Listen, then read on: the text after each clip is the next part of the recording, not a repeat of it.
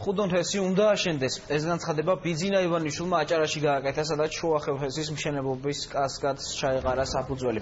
პრემიერის თქმით, ენერგეტიკის სფეროს განვითარება ქვეყნის აღმშენებლობისთვის მნიშვნელოვანია. ივანიშვილის განცხადებით ხუდონჰესის პროექტზე ის პატრიარქსაც ესაუბრა. პრემიერის ინფორმაციით უწმინდესმა მას მშენებლობის შეჩერება სთხოვა, თუმცა მთავრობის ხელმძღვანელი ამბობს, რომ ილია მეორე პროექტის განხორციელების აუცილებლობაში დაარწმუნა. დღეს შევეხე, ხოლგამგეობაში იქნება განხილვა. თუ საჭირო იქნება მე თვითონ ვაპირებ ასლას.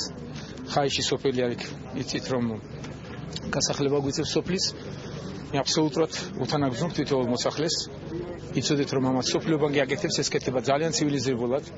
ძალიან კარგი შემოსავალი ექნება თვითონ ოჯახს. ღვთის ხეობაში 6 მეგავატი შენდება და როგორც იცით იქ მილი ჩაიდება. საერთოდ ხეობას არაფერი არ დააგლდება. ერთ საჩივარიას ჰქონდა ის უწმინდესობას, რომ სთხოვეს მას, რომ ეს როგორმე შეეჩერებინა, მეორე იყო ზუსტად რომ ხუდონჰესთან დაკავშირებით.